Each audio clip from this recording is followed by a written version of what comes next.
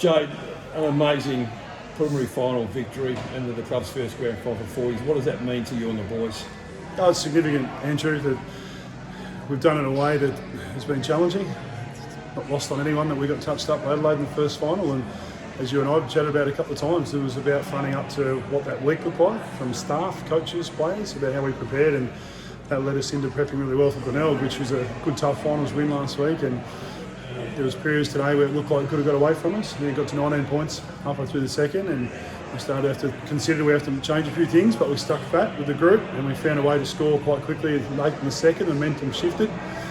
They got away again. I think it was 2 goals again. They got out in the third quarter. Points. Was it 14? Yeah, but found a way to get back in, and so it just shows the resolve of the playing group. They understand what it takes to be a player in our system, what it takes to be a great teammate, and when you learn how to halt momentum from the opposition and gain some yourself, it means you've grown a fair bit as a team. Yeah, great resilience. 2 weeks ago you lost by 55, you won by 11, so 11-goal turnaround in 2 weeks. As you said, 19 points down at one stage today, 14 late in the third quarter. To come again, you said use the word resolve. Great resilience. Yeah, and leadership.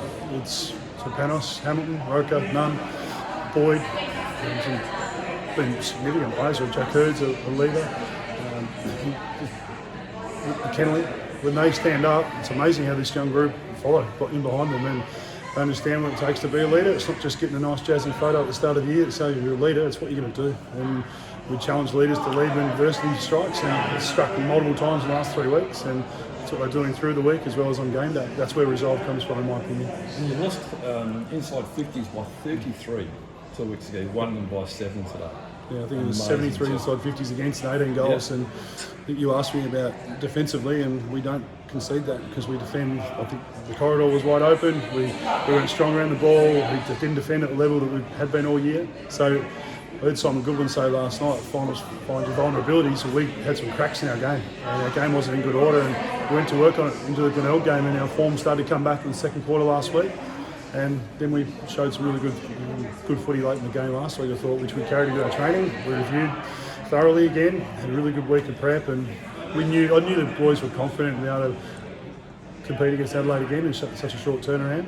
I could see the way they've behaved in the last couple of weeks. They weren't going to be spooked by what happened a couple of weeks ago.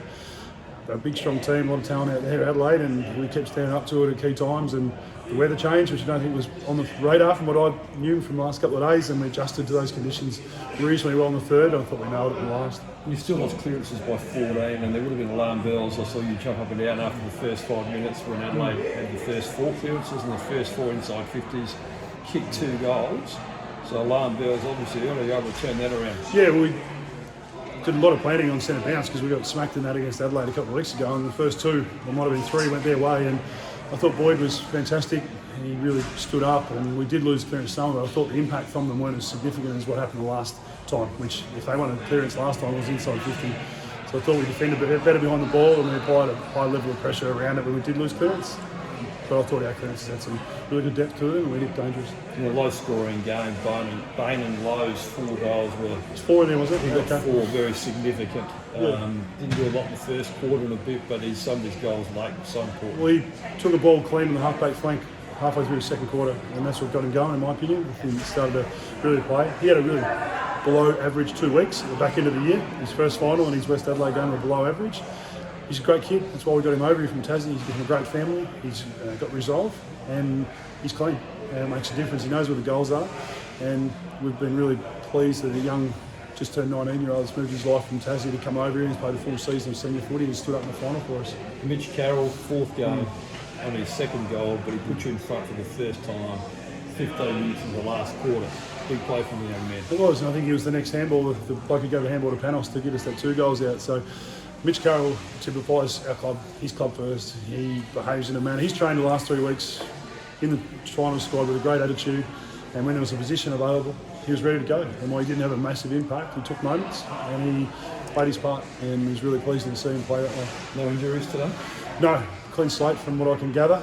I'll get a report next 24 hours, but from my understanding, clean slate, and we've got Seymour and Wilkins and Stockdale all pushing their case, trying to be available amongst other players in the final squad. So we might have some challenging situations to deal with this week. And grand final in North Adelaide, minor premier, but something close contest during the year. How do you see your chances? Well, yeah, we had a great contest at Prospect early in the year, and they were too strong. We stayed stronger in their game style for longer that day, and then we had a good result that we played the second time. So they've had a good run in. They finished on top, got the week off, second semi, terrific win against Adelaide last week, and a week off. So fresh, they've done it. They have been the best team this year. I think we'd all agree up to this point, and I really respect Jacob Surgeon and North Adelaide Footy Club, and I know there's history. For me, I'm aware of it, but we're about now. Back to 18, you're talking. Yeah, that's right. Yeah, I'm aware of how that all unfolded. Particularly grand final, yeah. And people spoke to me about last week about what could happen. I'm about now. I'm about this group. It's a new group, and we had good battles with North Adelaide, and I'd expect it to be very similar next Sunday. So that means nothing 4 years later? 6 weeks ago doesn't mean much, Andrew. In the way, longer I've been in this game, there's awareness of what happened. Like that final was 2 weeks ago. We hardly spoke about it. We were aware of some strategic things we need to do, but this game moves on. Life moves on. I'm sorry to get too philosophical with you, but that's how I see it. And awareness is really important. They'll have awareness of us. They would have watched us today, but the game will be different in some way, shape or form next week, and we just have to be ready for what the game's going to present.